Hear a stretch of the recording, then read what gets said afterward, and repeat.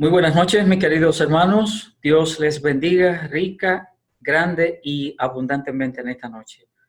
Damos las gracias a nuestro Dios por una vez más estar reunidos juntos para seguir estudiando la palabra de Dios.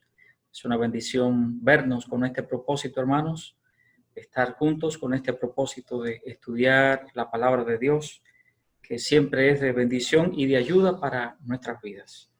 Antes de nada, hermanos míos, quiero que sigamos orando, y aunque vamos a orar ahora mismo, el tiempo primero que vamos a tomar es la oración, el tiempo de oración, pero quisiera rogarles la oración, aunque está incluido dentro de los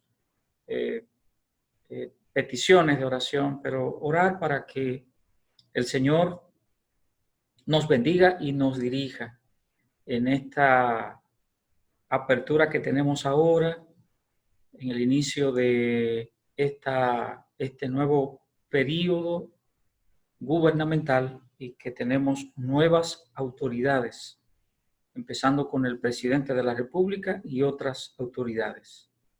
Así que es bueno que nosotros oremos, es lo que Dios nos manda a que hagamos, a orar por estas nuevas autoridades, orar para que el Señor les dé sabiduría y que verdaderamente gobiernen para la nación, gobiernen para el pueblo, para la mayoría, para los más necesitados o para todos. Para todos, cuando se gobierna para todos, ahí está incluido todo el mundo, los grandes y los pequeños. Y en segundo lugar, también orar para que el Señor siga, hermanos, ayudándonos con esta situación de la pandemia, orar para que nosotros, los que residimos en esta nación, seamos sabios, seamos prudentes, tengamos a más de inteligencia del cielo, la sabiduría divina, que tengamos también esa inteligencia emocional en tantas cosas que necesitamos. Necesitamos ser sabios en tanto sentido. Entonces, es necesario que cada uno de nosotros se preocupe por esto. Entonces, nosotros como iglesia nos preocupamos y hacemos lo que debemos hacer, pero oramos para que Dios esté guiando nuestra nación, a cada uno de sabiduría y de mucha prudencia para que podamos vislumbrar, no a tan larga distancia, el término de todo esto. Que esto, ustedes saben, trastorna, como lo ha hecho, ha trastornado todas las cosas, incluyendo, hermanos, el funcionamiento de la iglesia como tal, en muchos aspectos. Hay aspectos fundamentales que no podemos hacer con toda la libertad que pudiéramos ahora mismo, no porque se nos prohíbe, sino por el hecho de que es normal y natural. Por ejemplo, cómo salimos a evangelizar, a llevar la palabra de Dios. No podemos hacer eso. ¿Cómo podemos reunirnos todas las veces que quisiéramos? Tampoco, porque no es prudente, no es sabio.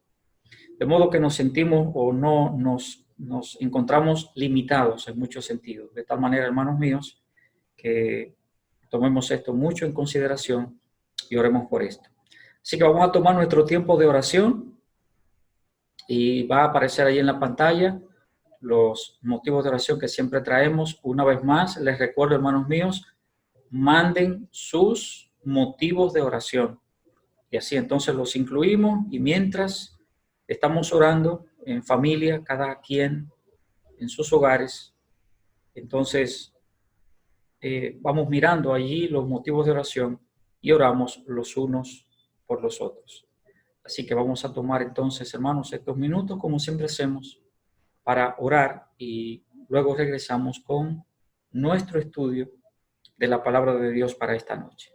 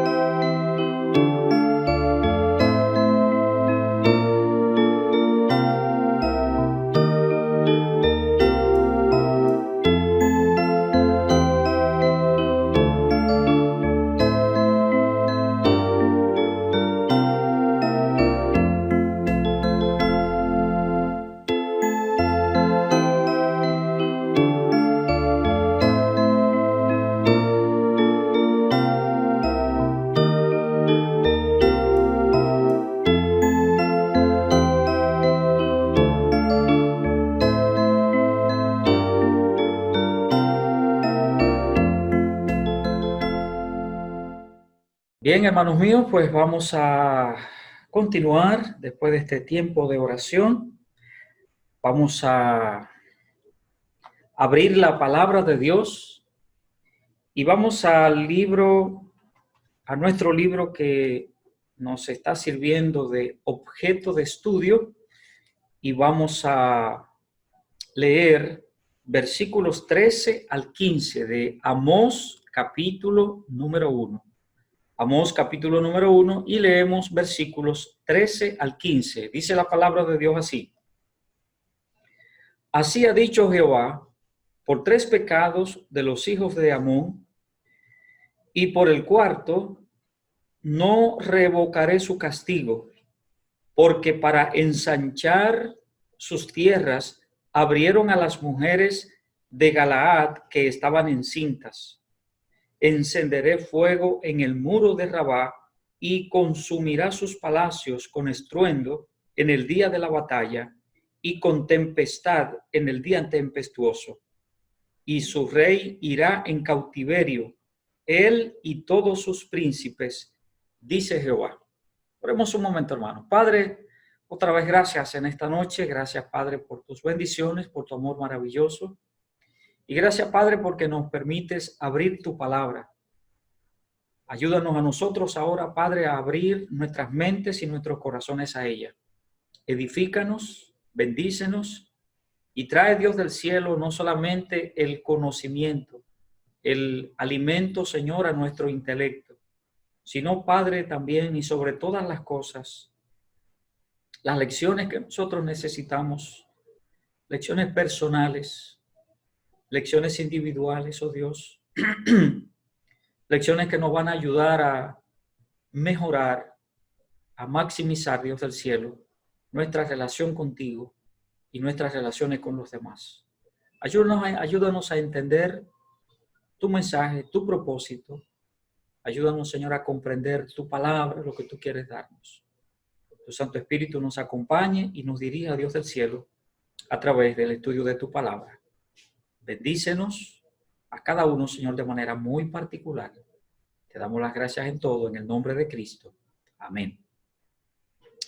Bien, pues habíamos visto la semana pasada, estamos mirando esta primera parte de el juicio que Dios está proclamando contra las naciones vecinas de Israel, contra estas naciones paganas. Y habíamos dicho que Dios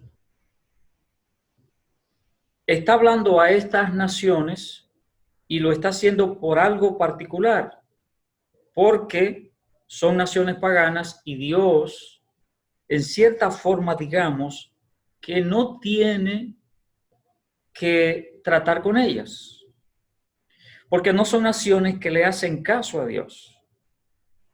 Hacen sus asuntos, ni siquiera le temen a Dios, tienen sus ídolos, tienen todo, ¿verdad?, lo que ellos entienden que deben tener, y hacen caso omiso a lo que Dios dice en su palabra. Por eso la relación de Dios con ellos es nula. Sin embargo,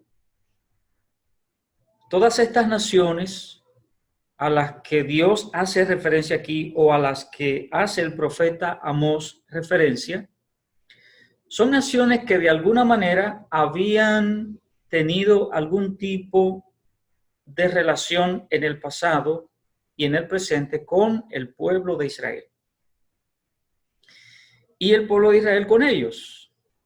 De tal manera que, según vamos mirando y como ya hemos visto parte de la historia de pecados horrendos que cometieron, Dios, como decimos nosotros en nuestro coloquio, se las tenía guardadas. Y Dios declara el pecado cometido y por qué razón Dios les está castigando. Y básicamente es la razón por la que Dios nos deja esto aquí en su palabra, y porque eran naciones que se relacionaban de una o de otra manera con el pueblo de Israel. Y ya miramos entonces, en primer lugar miramos el pecado de Damasco, que fue la primera nación que vimos, y el pecado de Damasco y por qué Dios estaba, ¿verdad? Porque Dios había dicho juicio contra Damasco, era por el pecado de la crueldad. Recuerde que hablamos un poquito, nos detuvimos un poquito en esto, y cuando hay una nación que es muy cruel, es una nación que sale de los parámetros normales. Eran crueles, como habíamos ya apuntado. Usted recordará, por ejemplo, que lo que hizo en el pasado, Segunda Guerra Mundial, si no cometo el error del dato histórico, lo que hizo Alemania, por ejemplo, que hicieron los nazis con el pueblo de Israel, con los judíos. Mataron muchos millones de judíos. Se ensañaron con ellos. Y los mataron de una manera cruel. Hombres, mujeres, niños, ancianos, ancianas, no les importó. Los quemaron. Los llevaron a esos lugares donde no que los cremaban, o en cierta forma así lo hacían, pero convertían su cuerpo, todo, ¿verdad? Lo convertían en productos como jabón, por ejemplo, una de las cosas que hacían. Pero básicamente no era lo que iban a sacar, no era el producto que sacarían, sino más bien el hecho de la crueldad de eliminar aquella raza. Hitler decidió eliminar la raza judía. Obviamente no pudo. Pero eso es demasiado crueldad. Es demasiado crueldad. De modo que ese es el pecado que encontramos en Damasco. En segundo lugar, vimos a Gaza, pero dijimos, ¿verdad?, que Gaza era simplemente una referencia y era para referirse eminentemente a Filistea o a los filisteos. Y el pecado de Filistea o de los filisteos era el comercio de esclavos. Y sobre todo judíos. Comercializar con esclavos hebreos y comercializar con esclavos de otras naciones, porque no les importaba, no les interesaba. Y Dios no quería. Dios había puesto incluso a su pueblo, como habíamos dicho, reglas con estos asuntos de la esclavitud. Aún el esclavo extranjero, el pueblo de Israel, tenía que tratarlo de una manera misericordiosa. De tal manera que al cabo de un tiempo debía dejarlos libres, porque ese era el pensamiento de Dios. Miramos también en el caso de Tiro, y Tiro también recuerde que es la referencia solamente para referirnos a Fenicia. Y en el caso de Tiro de Fenicia es que no respetó el pacto entre hermanos, así dice literalmente. Violó pactos que se habían hecho, habíamos dicho, ¿verdad?, que el rey de Tiro había sido amigo personal de David y amigo personal de el rey Salomón. Y David había hecho pacto con Irán, el rey de Tiro, ¿verdad? Pero él, al final, entonces, los fenicios, bueno, no respetó este pacto y lo violó. El último, entonces, que miramos fue el pecado de Edom. El pecado de Edom. Y fue el odio severo, el odio persistente. Dios no tolera el odio. Lo que dice la palabra de Dios, el mandato de Dios a su pueblo y el mandato de Dios a todo, aunque lo hace a través del pueblo, de su pueblo, es que nos amemos unos a otros. ¿Y cuántas veces el Señor Jesucristo les repitió en el Evangelio según San Juan y en los escritos de Juan, más bien, encontramos decenas de veces cuántas veces Juan registra el hecho de que debemos amarnos los unos a los otros? Para Dios esto es básico. Por eso la palabra de Dios nos manda: amarás al Señor tu Dios con todo tu corazón, con toda tu alma, con toda tu mente, con todas tus fuerzas, con todo lo que eres y con todo lo que tienes. Tienes que amar a Dios. ¿Y qué dice a continuación? Y el segundo mandamiento es similar: amarás a tu prójimo como a ti mismo, no a que odie. Entonces, en el caso de Edom, este fue el gran problema, que tuvo un odio que fue persistente. Y ya hacíamos un poquito de historia, no vamos a volver atrás en este caso, para hablar acerca de los problemas de raíz que había entre Edom, que era Esaú, y Jacob. Es decir, allí está la génesis de este odio que persistió tanto tiempo. Entramos entonces en la quinta nación y la última nación. La número 5, porque son 8, habíamos dicho. La quinta es Amón, los amonitas. Y el pecado que Dios tiene contra Amón, el pecado que se resalta aquí, es la avaricia por la obtención de territorios. Fíjese que la palabra de Dios, lo que va diciendo aquí, y leímos la cita bíblica de capítulo 1, versículos 13 hasta el 15, esa fue nuestra cita bíblica. Note qué es lo que dice la palabra de Dios. Verso 13. Así ha dicho Jehová: por 3 pecados de los hijos de Amón, y por el cuarto no revocaré su castigo, porque para ensanchar sus tierras abrieron a las mujeres de Galaad que estaban encintas. Oiga, qué terrible esto. Qué terrible. Son palabras que a uno le tiembla el pulso para leerlas. Para ensanchar sus tierras abrieron a las mujeres de Galaad que estaban encintas. Algo terrible, algo que no tiene comparación. Y solamente por el hecho de querer ganar territorio, de ensanchar su tierra, de tener mucha más, una amplia extensión de territorio, se atrevieron a cometer hechos como este. Había que matar a mujeres, y las mujeres que estaban embarazadas, sacarles los hijos, abrir sus vientres. Y mire, esto no es un asunto, es un asunto literal.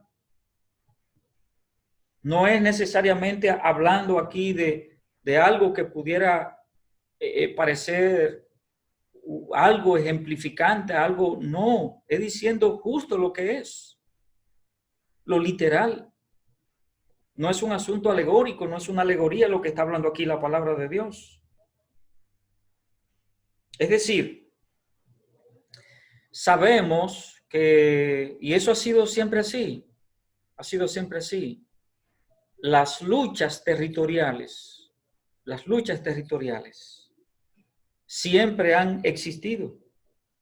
Y antiguamente, pues los territorios se lograban por batallas, por luchas, en grandes y sangrientas batallas. Así era que se buscaba. Y el obtener ese territorio adicional era entonces lo más importante para muchos.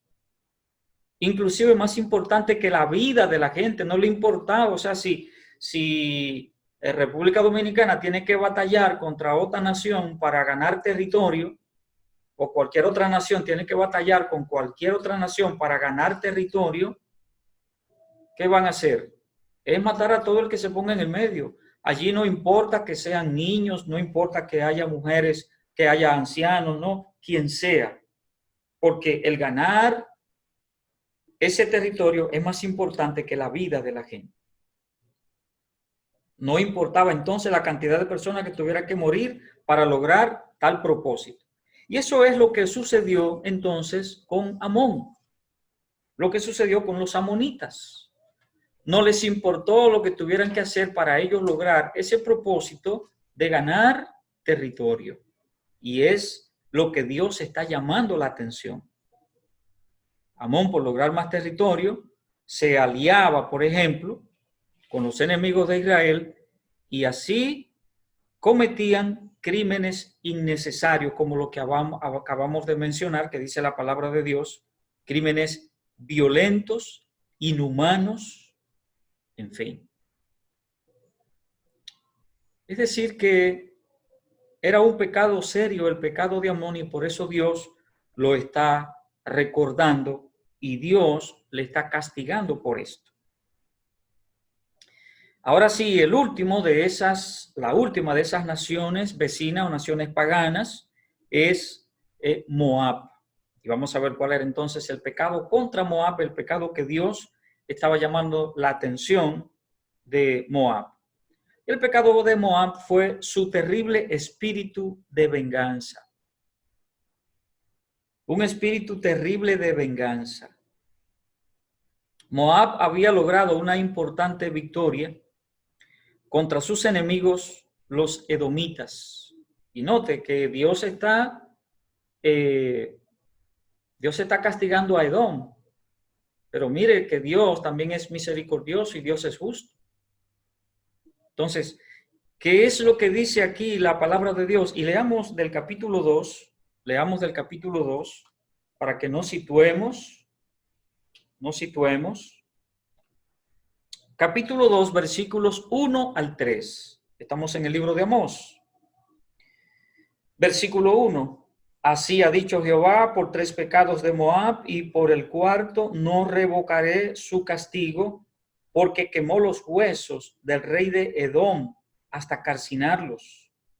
Prenderé fuego en Moab y consumirá los palacios de Keriot, y morirá Moab con tumulto, con estrépito y sonido de trompeta, y quitaré el juez de en medio de él, y mataré con él a todos sus príncipes, dice Jehová.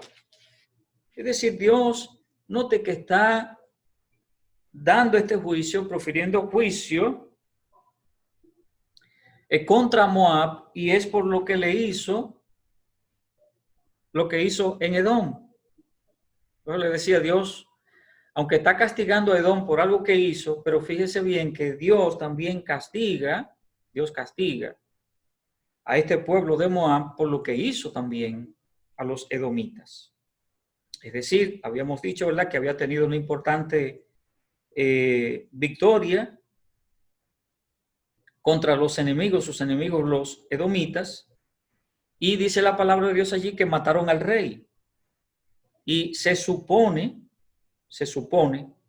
que ya el haber tenido la victoria y haberle quitado la vida al rey, se supone que era suficiente. Entonces hicieron algo que a Dios no le pareció bien.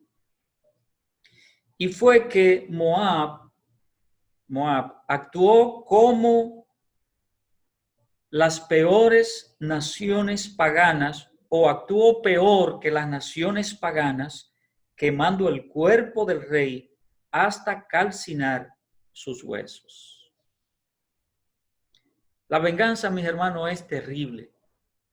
Por eso la palabra de Dios llama la atención a nosotros de que no nos venguemos. Porque cuando nosotros queremos vengarnos, pasa por nuestra mente y por nuestro corazón todo tipo de sentimiento malvado. El que se va a vengar planifica. Con alevosía hace las cosas. Las razona, las repiensa, lo planifica todo muy bien para hacer lo que va a hacer. No tiene misericordia. Porque la venganza no viene de Dios, viene del maligno. Quisiera leerles 3 citas bíblicas Una está en el libro de Proverbios, capítulo 20 y versículo 22. Libro de Proverbios, capítulo 20 y el versículo 22. Y mire lo que dice la palabra de Dios. Capítulo 20, versículo 22, libro de Proverbios. Yo me vengaré. Espera a Jehová y él te salvará. Note qué es lo que dice aquí la palabra de Dios. Dice, ¿verdad? Dice el hombre, me voy a vengar. Me voy a vengar. Me la hiciste, me la va a pagar. ¿Y sabe qué dice? ¿Qué es lo que Dios dice? ¿Cuál es el consejo? No, espera a Jehová.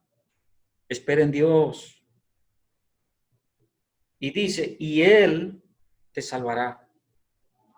No te vengues. Pero miren el libro de Romanos, y usted sabe ya, me imagino que estaría esperando que vamos a tomar esa cita bíblica de Romanos, capítulo 12. Epístola del apóstol Pablo a los romanos y el capítulo número 12. Y notemos lo que dice la palabra de Dios. Y leamos aquí primero versículo 14 y luego leemos versículos 19 hasta el 21. Primero Romanos capítulo 12. Versículo 14, dice la palabra de Dios. Romanos capítulo 12 y versículo 14. Ahora sí. Bendecid a los que os persiguen. Bendecid y no maldigáis. Ahí no habla, ahí no menciona la palabra de Dios venganza, ¿verdad? No. Pero es exactamente, hermanos, lo que necesitamos escuchar. Lo que dice la palabra de Dios es que bendigamos y que no persigamos. Es decir, alguien me está persiguiendo o alguien me ha perseguido. Ahora, en venganza, porque yo tengo la oportunidad, ¿qué voy a hacer? Perseguir también. Por eso dice aquí la palabra de Dios, bendecid a los que os persiguen. Bendícelo y no lo maldigas. No te vengues.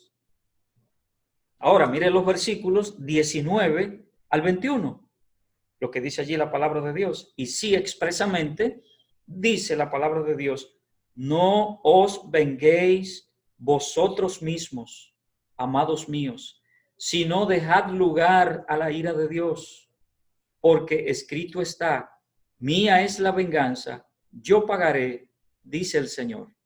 Versículo 20. Así que si tu hermano tuviere hambre, dale de comer. Si tuviere sed, dale de beber.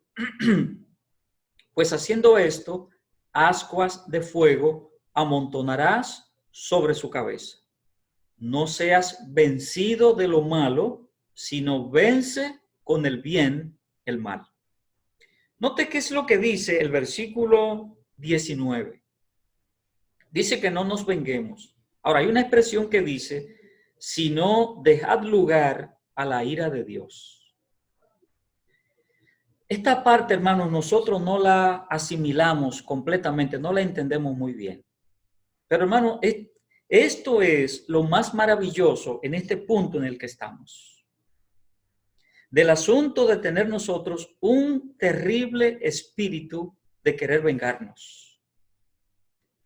Mire que como Dios va a pagar, no es como yo voy a pagar.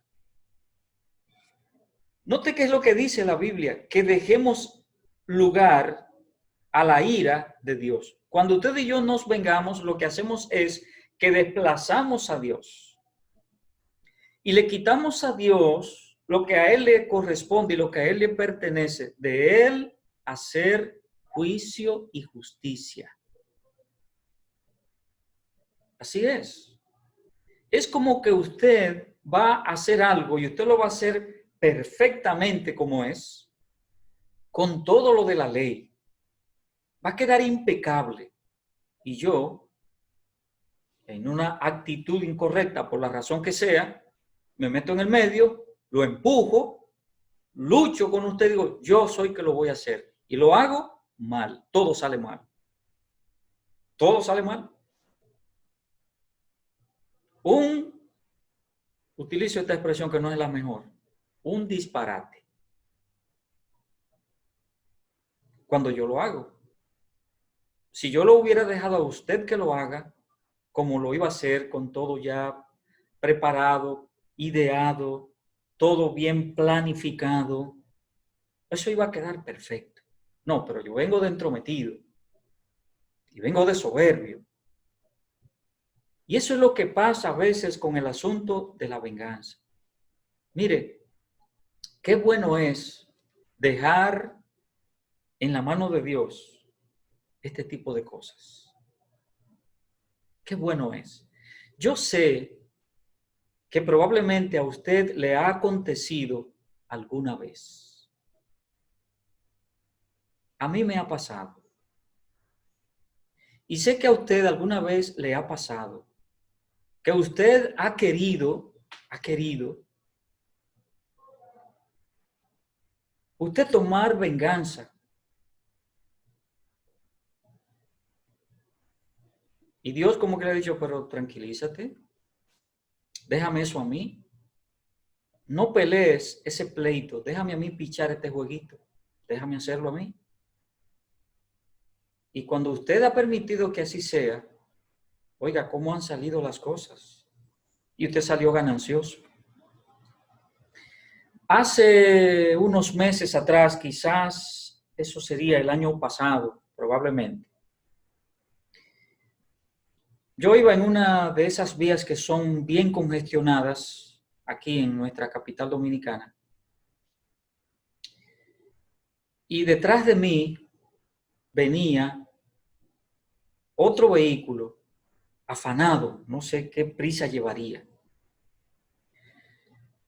El asunto es que cuando lo veo que está tan afanado, y usted sabe, uno se pone a echar competencia con el otro y no lo voy a dejar pasar y me lo voy a meter en el medio y lo voy a obligar para que aprenda y le voy a dar una lección, porque ¿cuál es el problema de andar con tanta prisa cuando ve que todo está congestionado? Y uno, mire, uno se envalentona. Y eso le pasa a usted y me pasa a mí. Los que somos un poquito de sangre caliente con esas cuestiones y que somos medio orgullosos con esas cosas, sí, yo creo que soy así a veces y debo corregir esas cosas. Solamente que a veces uno es un poco intolerante con el otro, cuando uno ve la inconsciencia del otro, entonces uno se torna intolerante y no debe ser. El asunto es que cuando medio me ahorillo y cuando pasa paralelo a mí, que me ahorillo, hasta baja el vidrio y me dice una cantidad de cosas. Yo digo, bueno, el hombre parece que está un poquito alterado, uno no sabe cuál fue la razón. Y es ahí donde uno debe tener entonces esta inteligencia emocional de la que tanto se habla. Déjalo tranquilo, no le responda, no le diga nada. Bueno, pues lo dejé pasar y seguimos. Yo iba detrás de él, tranquilo, esperando. Y él adelante todavía braviando y tocando bocina. El asunto es que sale detrás del vehículo que está delante de él. Yo quedo detrás del vehículo que él tenía delante. El otro vehículo se detiene, y cuando él vio que el otro vehículo se detuvo, entonces salió por la derecha de manera imprudente y arrancó. Él no se percató que por alguna razón el vehículo que iba delante de él se detuvo. Lo que parece que lo tildó de lento, lo tildó de tonto, de qué sé yo, y salió rápido. Cuando él salió a la derecha, salió a 1000 por hora, venía otro vehículo cruzando por la razón que se detuvo el vehículo que estaba delante de él. ¿Qué usted cree que pasó? Gracias a Dios que no hubo ningún herido, pero le dio tremendo golpe en la puerta delantera del pasajero, le dio tremendo golpe al vehículo que iba pasando.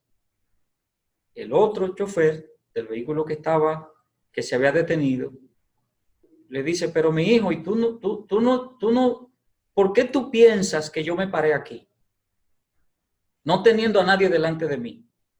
Es porque veo que este vehículo viene rápido y aunque no tenga preferencia o no, el asunto no es de que tenga preferencia o no, sino del hecho de que viene rápido y si yo me meto, él me va a dar a mí. Entonces yo me detengo para que él pase y tú te saliste. Quizás pensaste que yo estaba muy lento, que salí quién sabe con qué cosa en la cabeza, y tú eres el chofer perfecto, el chofer correcto, que vas a hacer las cosas como tienes que hacerlas. Pues mira lo que pasó. Fíjese bien qué es lo que estoy diciendo, hermano. ¿Y por qué pongo este ejemplo que parecería un ejemplo medio tonto? No, pero es así. Es que hay que dejar. ¿Qué dice la palabra de Dios? Dejad lugar a la ira de Dios. Deje que Dios arregle las cosas, en otras palabras. Pienso que Dios permitió que este hombre tuviera una lección ese día. Si me pongo a discutir con él y a braviar con él, quizás el choque lo tengo con él. Porque si me pongo en el medio para que él no cruce, con soberbia, le digo, no, te vas a quedar ahí, te voy a dar una lección y te voy a enseñar quién soy yo y que usted tiene que respetar. No, vamos a dejar lo que pase. Y pienso que es que Dios quería ese día primero darle una lección a los que tuvimos que tratar con él de alguna manera. Dios nos dio una lección a todos. ¿Qué me está diciendo Dios? Al soberbio, al individuo que anda así, déjalo. No te entremetas con él. Déjalo, que más para adelante yo lo voy a parar de alguna manera. O déjame a mí encargarme de él. No te encargues tú. Porque ciertamente, hermanos, ¿cuántas veces ha ocurrido tantas desgracias por cosas así? Un individuo se enoja porque le hacen eso, saca un arma, el otro tiene un arma y quién sabe lo que puede suceder. Por algo tan simple. Pero estoy hablando de esto, hermanos, porque precisamente es lo que Dios nos está mandando. Estamos hablando, hermanos, acerca de que Dios tenía contra Moab el hecho de que tenía este pueblo un terrible espíritu de venganza. Si la venganza se mete en nuestros huesos, esto sería una calamidad para nosotros. Que mire qué es lo que dice la palabra de Dios. Si tu enemigo tiene hambre, recuerde lo que dice la palabra de Dios, ¿verdad? Lo que enseñó el Señor Jesucristo en el Sermón del Monte. Y eso es lo que leemos en Mateo capítulo 5. Si tu enemigo tiene hambre, dale de comer. Si tuviere sed, dale de beber. Pues haciendo esto, ascuas de fuego amontonará sobre su cabeza. No seas vencido de lo malo. No te dejes vencer de lo malo. Sino, usa como buen instrumento el bien. Que el bien sea tu mejor instrumento para vencer el mal. Eso es lo que dice aquí la palabra de Dios. Entonces, hermanos míos, yo creo que en nuestra condición humana siempre vamos a tener esa actitud una y otra vez, más de una vez, de querer vengarnos. Me detengo un poco aquí, hermanos míos, porque ciertamente esta es una de las pasiones humanas más difíciles de vencer. Cuando a usted le hacen algo mal, usted quiere devolverlo. Devolver ese mal con otro mal. No es usted, soy yo también. Somos todos. Pero lo que Dios me dice es, échale un balde de agua bien fría a esa actitud y cambia. Y eso, hermanos míos, es lo que transforma la vida y en consecuencia, si la mayoría hiciéramos lo mismo, eso sería lo que transformaría a este mundo. Un mundo lleno de tanta violencia, de tanto odio, un mundo lleno de tanta maldad. Si fuéramos capaces de actuar así, qué bendición sería. Terminamos entonces los juicios, los 6 juicios contra las naciones paganas. Dijimos que eran 8 juicios que vamos a ver en esta parte. Y vamos a ver ahora entonces cuáles son esos, o el juicio contra el pueblo de Dios. Y vamos a leer aquí del capítulo número 2, y volvemos otra vez a nuestro libro del profeta Amós. Y vamos al capítulo número 4, y en el capítulo 2, perdón, y vamos a miramos versículos 1 al 3 para ver el juicio contra Moab, y vamos a ver ahora en los versículos 4 al 16, vamos a ver entonces los juicios contra el pueblo de Dios, contra Judá y contra Israel. Versículos 4 y 5 para que miremos el juicio contra Judá. Capítulo 2 de Amós y versículos 4 y 5. Así ha dicho Jehová: por 3 pecados de Judá y por el 4º no revocaré su castigo, porque menospreciaron la ley de Jehová y no guardaron sus ordenanzas, y les hicieron errar sus mentiras, en pos de las cuales anduvieron sus padres. Prenderé, por tanto, fuego en Judá, el cual consumirá los palacios de Jerusalén.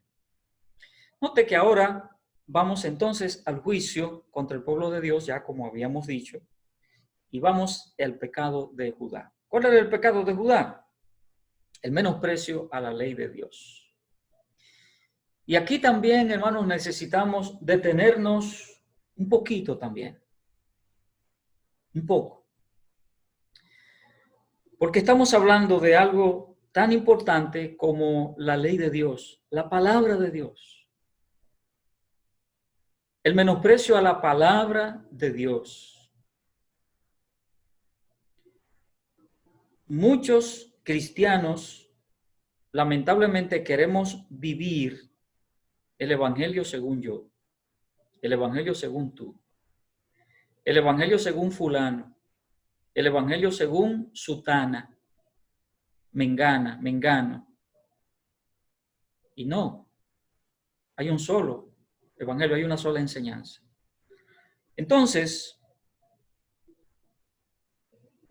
encontramos que ciertamente tantas veces nosotros como hijos de Dios, como creyentes, echamos por el suelo tantas enseñanzas de la palabra de Dios.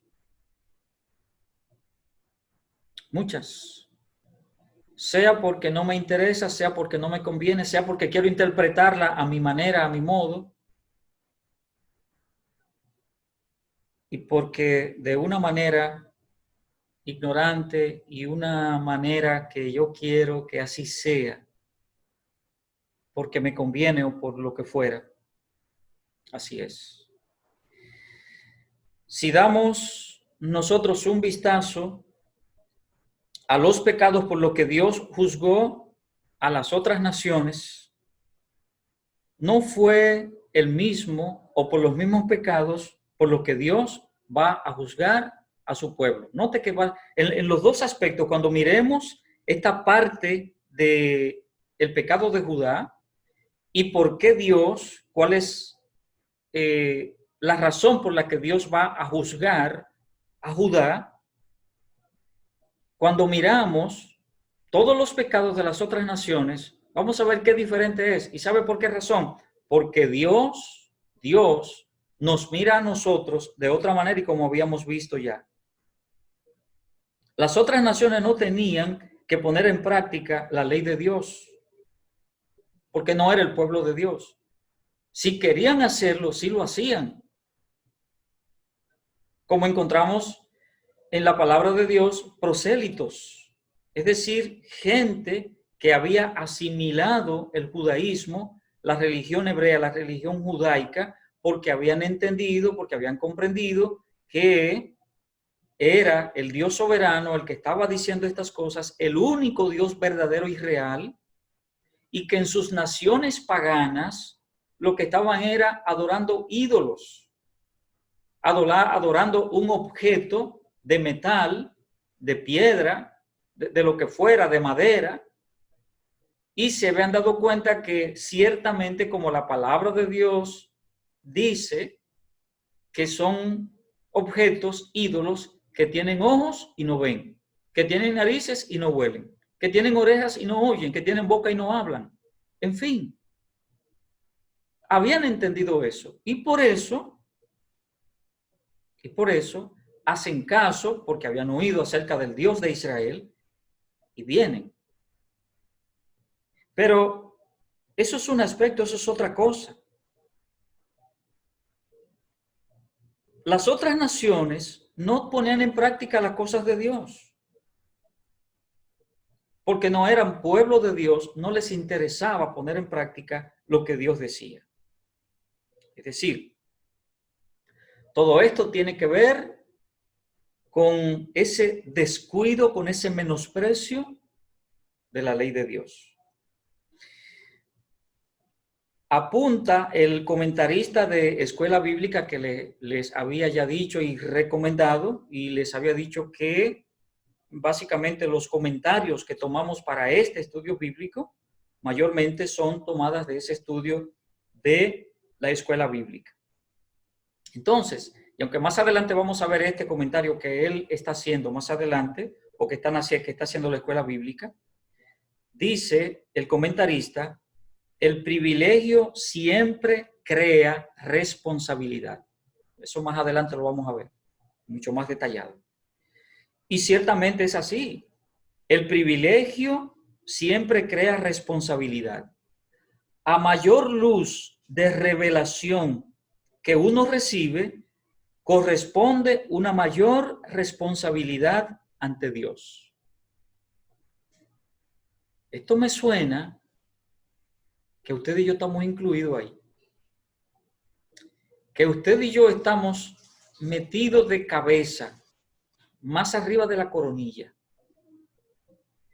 Es decir, esto nos toca a nosotros. Porque tenemos el privilegio de haber conocido a Dios, tenemos el privilegio de haber entendido el mensaje de Dios, y por eso usted y yo nos convertimos a Cristo. Por eso vinimos al Señor. Y como vinimos al Señor, entonces ahora Dios me dice: ahora tú eres responsable. A mayor luz de revelación, o sea, Dios por su Santo Espíritu nos reveló, pero nos hizo ver, nos hizo comprender tal revelación. En consecuencia, entonces me corresponde una mayor responsabilidad delante de Dios. Y eso es verdad, eso es cierto. Mire, el creyente tiene una serie de responsabilidades. Hablábamos hace un momentito y me quedé mucho con el asunto de la venganza de Moab, ese espíritu de venganza. ¿Sabe por qué me quedé un poquito más ahí, nos quedamos un poco más ahí? Por el hecho de que eso es cierto. Si al inconverso no le importa vengarse, si al inconverso no le importa pagar mal por mal, si al inconverso no le importa hacer lo que sea con el otro, a usted y a mí sí tiene que importarnos. Por una razón simple, porque usted y yo somos hombres y mujeres convertidos a Cristo Jesús. Es decir, Dios provocó en nosotros una transformación, una metanoia, un transformarnos. Ahora no somos los mismos. Usted es otra, yo soy otra. A partir del momento en que entregamos nuestras vidas al Señor Jesucristo. Y eso es así, esa es una verdad. Y es cierto por el hecho de que Dios a nosotros nos exige cosas que a otros no exige. Dios nos exige a nosotros cosas que no exige al que no tiene al Señor Jesucristo. Mencionábamos hace un momento y vamos a mencionarlo otra vez, porque son cosas puntuales para nosotros. Y déjeme leer la cita bíblica que le mencioné hace un momentito y no la leímos en el Evangelio según San Mateo, capítulo número 5, y leer versículos 39 hasta el versículo 44.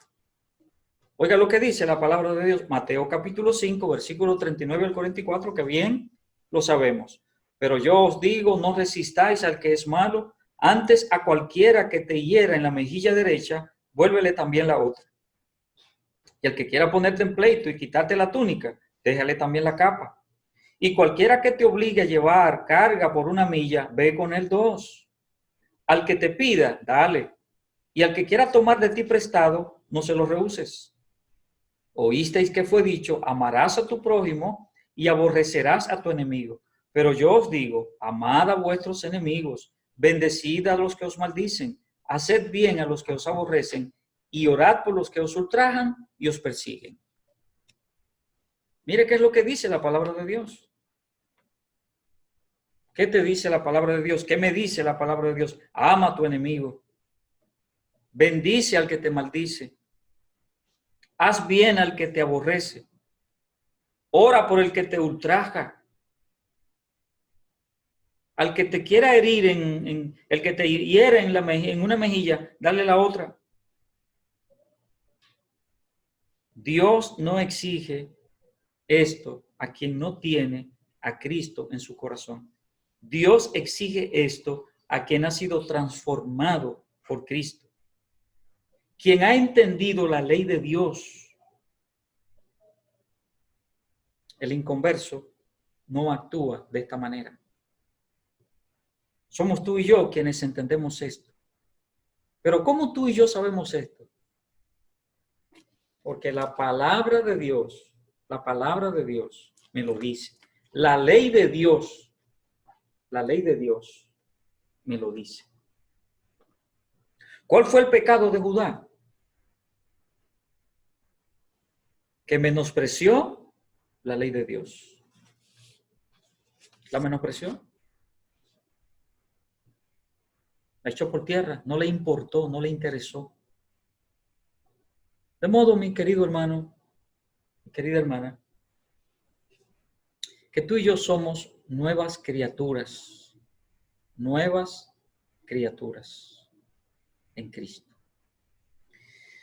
Y como tales, debemos entonces procurar caminar así. No obviemos la palabra de Dios, no la soslayemos. Cada enseñanza de Dios es para tu beneficio y para mi beneficio. Eso es lo que Dios dice. Quería terminar hasta ver también el último pecado ya, el pecado contra Israel, pero dejémoslo hasta aquí y continuamos la semana que viene y terminamos entonces con los pecados que tiene Dios contra estas naciones, incluido su pueblo.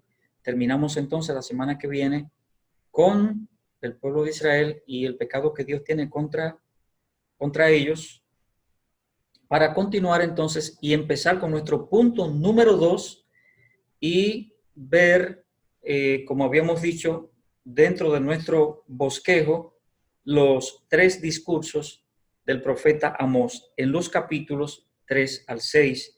Y vamos a hablar entonces de esos 3 discursos, continuando con el desarrollo de nuestro bosquejo, previo, ver primero, por supuesto, cuál fue el pecado, ¿verdad?, contra el pueblo de Israel, y se lo anuncio para que entonces lo discutamos la semana que viene. El pecado contra Israel fue su inmoralidad y su blasfemia contra Dios. Así que deseo que Dios les bendiga ricamente a todos, mis queridos hermanos, y que el estudio de la palabra de Dios esté siendo de beneficio, esté siendo de bendición para nuestras almas. Que Dios nos ilumine y Dios nos muestre el camino claro por donde debemos caminar. Si tomamos la palabra de Dios y no hacemos caso omiso de ella, como hizo Judá, que la ignoró, no quiso tomar la palabra de Dios para ponerla, para llevarla a la práctica. Y Dios tenía eso en contra de ellos. Que Dios no tenga en contra nuestra esto, mis queridos hermanos, sino que cada día reflexionemos, cada día meditemos en la palabra de Dios, cada día nos ocupemos en hacer nuestros devocionales, tomar nuestro tiempecito aparte con Dios y que Él nos hable a nosotros a través de su palabra y nosotros podamos hablar con Él a través de la oración. Que Dios les bendiga ricamente y el próximo miércoles estamos juntos de nuevo, si Dios quiere.